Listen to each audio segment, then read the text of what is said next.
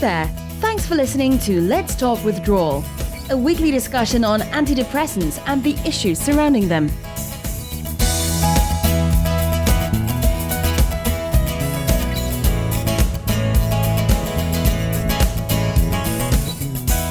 Hello and welcome to episode 5 of Let's Talk Withdrawal, a new weekly podcast discussing antidepressants.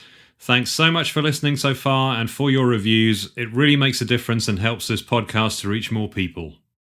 This week, we have an interview with Daryl. Daryl entered the mental health care system very early in life and describes his struggles with Tourette's syndrome, OCD, and treatment with antipsychotic and antidepressant drugs. Daryl also talks honestly about PSSD, which is post-SSRI Sexual Dysfunction. This is a condition which is not widely known about and little understood, but is very personal and difficult to discuss, so I'm grateful to Daryl for being so open about his experiences. Daryl, thank you so much for talking to us today. Can I start by asking you to tell us a little about your background and how you came to be on your medication? I believe that the toxicities of vaccines and pesticides are affecting us in different ways, and making a lot of us highly sensitive. And I believe I was one of those highly sensitive people. And what they call Tourette's syndrome and OCD, autism, I believe they're all just another name for chemical assault injuries. And so I was a highly sensitive child. And then when I was in school, when I started school, this wasn't understood, and I was put against the wall a lot, and I used to dream of running away, and it aggravated me, and what was called OCD and Tourette syndrome became worse, and eventually I did run away, and then that's how I got more involved with the whole mental health system. And when was the first time you recall treatment with medication starting? My mum I wasn't at school, and I was appearing problematic. So my mum got the GP to come round because she had to go to work. And the GP came round. She was very nice. And at some point, I'm not sure, I probably saw her a few times. She was very nice, but I believe she was misguided in giving me like bright orange antidepressant liquids. And the diagnosis, I believe mental health is a scam. I got the diagnosis and the drugs, and then I got to see more child psychiatrists and stuff, and then I was sent away to a child mental hospital as well, and then I had my diagnoses and my drugs. And Daryl, what age were you at this point? I was 9 years old. That must have been so scary for a youngster to suddenly be put in an unfamiliar environment and treated with medications. Yeah, the thing that was most scary, I didn't question the dangers of the medications because I didn't think people would put me in harm. I didn't think especially nice people would put me in harm. I didn't think the doctors would put me in harm. But the thing that did scare me before I went was the idea of, hospitals have white coats and what kind of experimentations they do on you. But it appears in such a sanitized way, and the people are generally quite nice, at least how they appear to be nice. So it doesn't appear to be an experiment, but I think it was a really wrong experiment, this whole mental health thing. Everyone around me was on drugs, and my drugs were antipsychotic drugs for Tourette's syndrome and antidepressant drugs for OCD. And what about the side effects of the drugs you were taking? What were the most troubling things for you? I didn't notice a lot of the things. I believe it affected my sexuality in a way I didn't understand. And when the amount of wet dreams I was having in the night was, I think, extremely excessive for what it should have been. I would be waking up like 6 times in the night. So it affected my sexuality. It made me emotionally unhinged. Like I was crying all the time. I was extremely emotional, which was then interpreted as mental illness. And I was very sporty before, despite like having my nature of just like my Tourette syndrome and OCD is just like the way a place, I guess it was like my safe de-stress place that I retreat in. I went from being very sporty just because of that to being very overweight very quickly as well. But it didn't seem like much of a problem because my mom was happy and we were getting that help regardless of the so-called medications. There was lots of people around to help and stuff, and I got to be around other kids that were also a little bit strange. So during that time that you were taking antidepressants and antipsychotics, were you thinking that these were drugs that you would have to take for life, or did you think about stopping them? Well, they made me watch cartoons which said that I had the serotonin in my brain fires too fast or something like that. So that suggested that I had to take the medication to keep it corrected. But there was something wrong with my brain, which obviously later turned out to be a fabrication, which is it's very hard to understand the deception of that later on. But yeah, there were promises of, well, maybe one day when you're better, if you take the medication now, maybe one day when you're better and older, you can come off them, maybe one day when you're better. But I think that was pretty much like that was more of a promise to, encourage me to take them more than anything. I think it was definitely an empty promise. I believe it was more, everyone takes their medication for their condition and they're expected to take them for life. That's how it felt. And Daryl, what's your position now? Are you still taking the drugs or have you stopped? No, I got really sick. By the time I was 21, my genitals went numb, and my stomach was in a lot of pain. So some really like strange things were happening to my body. So I went to the psychiatrist, local mental health center, and I got blood tests at the local doctors, because their psychiatrists had heard of it but didn't know what to do. So my blood test came back really wrong with high prolactin and hypothyroidism and all these kind of stuff. So I cold turkeyed off of it. That must have been very tough on top of everything else you were already having to cope with. How did you find that experience? It was terrible. It felt like it was so deceptive. They never told me that there'd be a withdrawal. There was no plan to taper. Nobody knew anything. Obviously, the most scariest thing was that they didn't know what they were doing. That's what it absolutely appeared to be, that they didn't know what they were doing, and it was reckless. And my genitals were numb, which is the most horrifying. It's like a horror movie. I really didn't expect that, but I was looking forward to the day I might recover, which didn't happen in return to my genitals. But it was horrific. Deception it felt like my government were trying to kill me, and they didn't tell me. Daryl, you've mentioned PSSD, post-SSRI Sexual Dysfunction. Could you tell us a bit more about that and how it affected you? It was that was obviously a motivation to stop taking the drugs as soon as possible. Yeah. Although I was given the green light to, it's affected me so badly. Then I was at 21, going to the male clinics where they were testing with injections of Viagra and stuff, and it still wasn't working, and they couldn't really understand why. I mean, that kind of thing should work, but with PSSD, sometimes that kind of thing doesn't really work because it's more a different type of damage. So being in there, and I was wondering what other people were doing while I was in those places being injected with in my sensitive place, and I was at a young age, and I couldn't believe how reckless both there's a phenomenon with antipsychotic induced sexual dysfunction, and that's in the British National Formulary. It states that that's one of the main reasons people stop taking antipsychotic medication, and obviously antidepressants are strongly associated with it too. But my body didn't go back to normal, and to be honest, it's ruined my life. And PSSD, is that a relatively common result of taking antipsychotics, do you think? The British National Formulary states that while you're taking them, it's a very, very strong reason why people come off. But it's not something that is reported on the doctors seem to care about treating your so-called mental illness more than the damage they cause you. So I don't think people are aware of how common it is. I don't think anybody actually knows.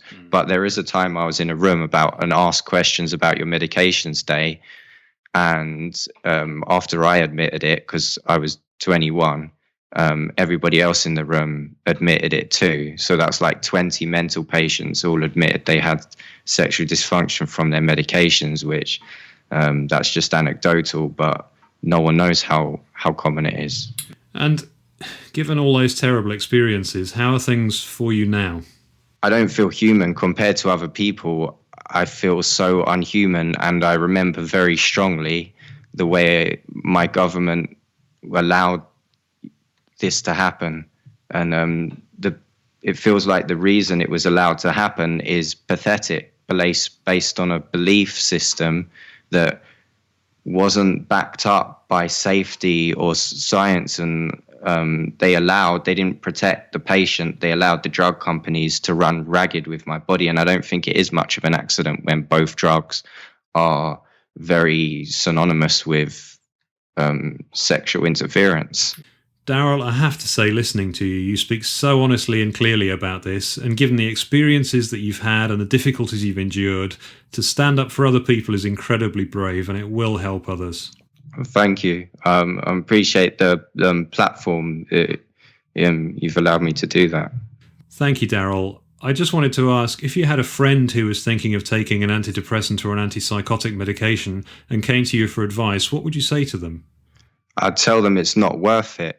I'd tell them you can feel better or worse in terms of whatever perceived mental problem you believe you are experiencing. That might get better or worse, but the damages are reckless in terms of the safety, and they may be permanent. They may not be temporary damages, whereas the problems you're experiencing will go up and down.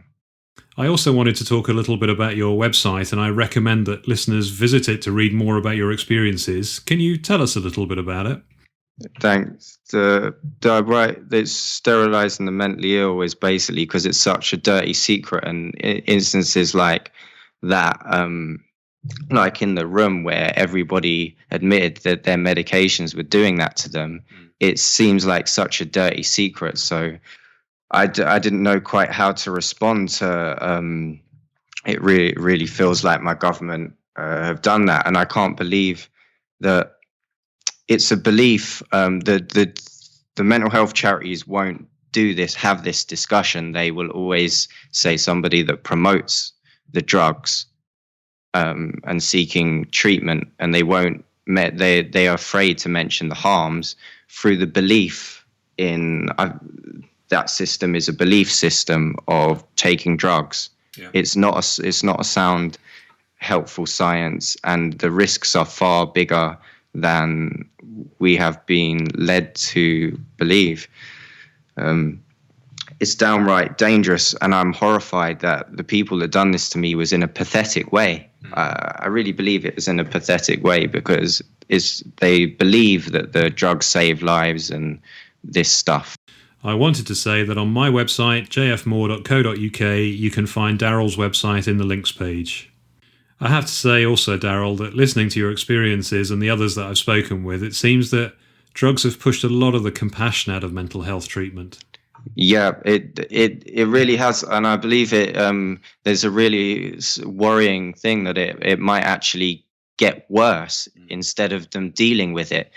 Because the society's problems are not being dealt with as a result.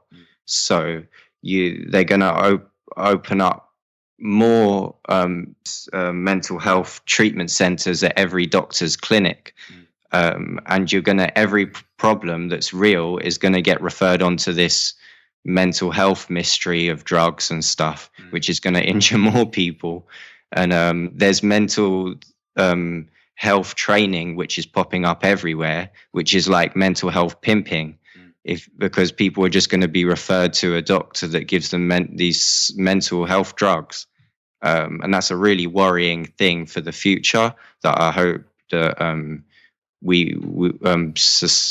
people will find a better way than I would call those mental health training, mental health re-education camps, because real problems are going to be, people are going to get shoved down to the doctor with drugs. I can't believe it could get worse, but it actually might. I agree. There's a risk that if we continue to rely on drugs as the first option treatment for mental health before understanding the kind of trauma that someone has experienced in their lives, then we're just manufacturing a bigger crisis for 10 or 20 years down the road. Daryl, you've been so honest and so forthright. I'm really grateful to you for talking to me. And if I'd have been able to listen to you and the others when I was thinking about taking an antidepressant, it would have helped me decide, and I wouldn't be in the position that I'm in today. So thank you for being willing to talk about your experiences. Thank you. Obviously, this kind of it's important. It's really good that you've done this. It was shocking to hear of Daryl's experiences and the bravery required to endure that and still be willing to be open and try to do your bit for other people. To be honest, most of us can't even imagine it. For Daryl and the others that we've heard from, we need to get this message out as loudly as we can to as many as we can. You can help us do this by listening in, telling others to listen in, and reviewing this podcast on iTunes. Feedback.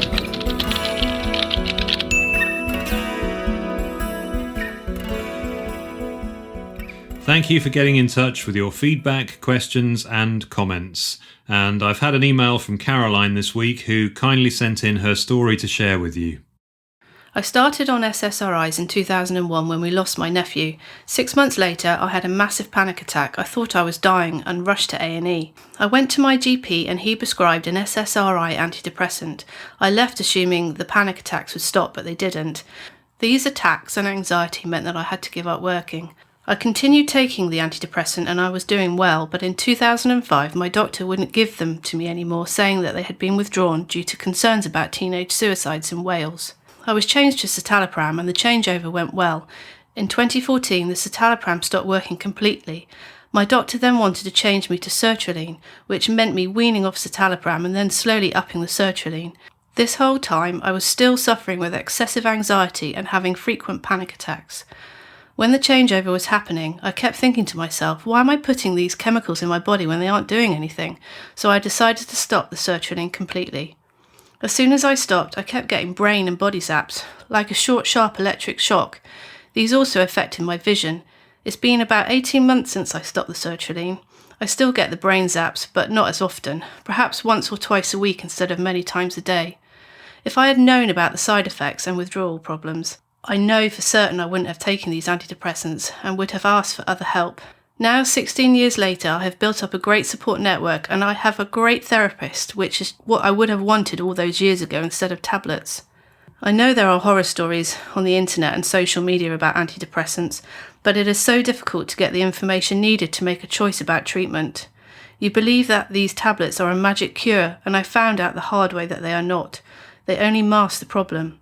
As I learned through my therapy, the anxiety is part of me, and it is all about how you manage your thinking. It's great that people like you are telling the real story of these drugs. The only other option is to go online, and that just adds to the anxiety. I would like people to be strong enough to question their doctors about the medications they are given, but this is so difficult when you are at rock bottom. I think doctors could help by being more honest about side effects and withdrawal. I also wish that there was more funding for mental health so we could access therapy more quickly, rather than just walking away with pills. I just want to thank Caroline for taking the time to write in and share that with us. I also wanted to mention a couple of support resources that I've found useful and I hope that you might too. Firstly, I often visit the website survivingantidepressants.org. This is a website which is dedicated to providing peer support for tapering. There's a vibrant and active community of people willing to help others, and if you need support, you'll find it here. To find the website, go to www.survivingantidepressants.org. I also wanted to mention a Facebook group called Drop the Disorder. This group is a collection of psychologists, therapists, counsellors, patients, and other mental health professionals that are dedicated to discussing and challenging the biomedical model of distress. There are very interesting discussions here about the current treatment options for mental health, and it's well worth joining in. Please note that this is a moderated group, so you'd need to ask permission to join. Just go to Facebook and search for Drop the Disorder. Please do not increase, decrease, or stop your psychoactive prescription medication without the advice and support of a medical or mental health professional. So thanks so much for listening in. Remember to rate and review us on iTunes and to spread the word too. Ask your GP to listen to this podcast. Ask your therapist to listen to this podcast. Ask your family and friends to listen in. Let's spread the word as far as we can and let's get a conversation happening. Thank you so much for listening, and until next time, take care.